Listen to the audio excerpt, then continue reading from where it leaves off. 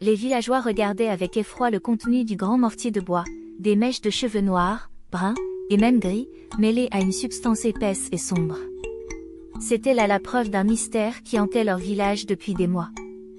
La femme au marché, celle qu'on appelait Mama Djeba, avait dévoilé son secret terrifiant. Le soir, quand tout le village dormait, Mama Djeba sortait discrètement. Elle se rendait près des cases où les cheveux étaient souvent laissés sur les peignes ou les balais après les coiffures du jour. Armée d'un sac, elle collectait ces cheveux qu'elle ramenait chez elle.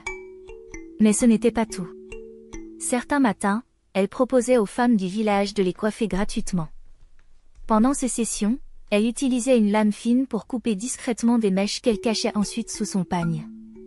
Personne ne soupçonnait ses actes, car elle était toujours gentille et serviable. Pourtant, un jeune garçon du village, Kofi, avait remarqué qu'elle portait souvent des sacs lourds à l'aube. Intrigué, il avait décidé de la suivre un matin.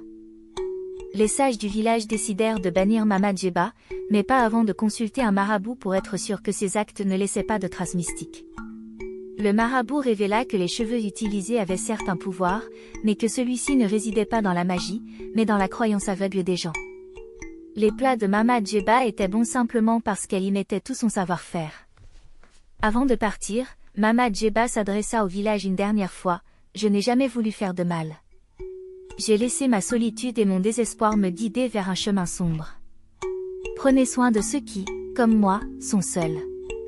Ne laissez pas la peur les transformer. » Lors d'une réunion au centre du village, les sages décidèrent d'inspecter la hutte de Mama Djeba. Elle tenta de résister, mais ils étaient déterminés. Dans un coin sombre de sa maison, ils trouvèrent le mortier rempli de cheveux, ainsi qu'un carnet où elle notait les noms des personnes, donatrices, souvent à leur insu. Sous la pression, Mama Djeba avoua. Elle expliqua que, selon une ancienne croyance transmise par sa mère, les cheveux avaient un pouvoir mystique.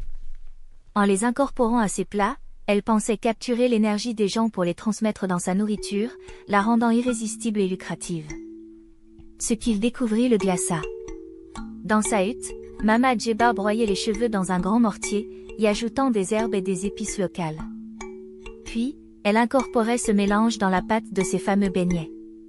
Terrifié, Kofi courut tout raconter à ses parents, mais ils le grondèrent. « Ne dis pas n'importe quoi sur une vieille femme respectée comme Mama Djeba, lui dirent-ils. Cependant, la curiosité du jeune garçon fut renforcée lorsque sa mère, une grande consommatrice des plats de Mama Djeba, commença elle aussi à perdre ses cheveux.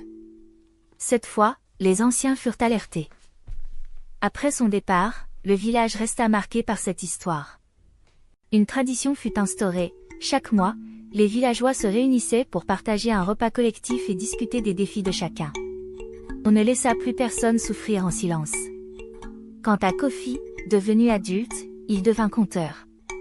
Il parcourait les villages pour raconter l'histoire de Mama Djeba, une femme qui avait cherché à remplir un vide en elle, mais qui avait oublié que le lien humain était la véritable magie. Sa morale était simple: la véritable richesse d'un village réside dans ses liens, pas dans ses secrets. Dans le petit village de Doumbia, niché au pied des collines, la vie suivait son cours simple mais harmonieux. Les femmes allaient aux champs, les hommes chassaient, et les enfants jouaient sous les manguiers. Pourtant, depuis quelque temps, une chose étrange se produisait. Plusieurs villageois, surtout des femmes, se plaignaient de perdre leurs cheveux par poignées. Certains disaient que c'était l'œuvre des mauvais esprits. D'autres pensaient qu'une malédiction pesait sur eux.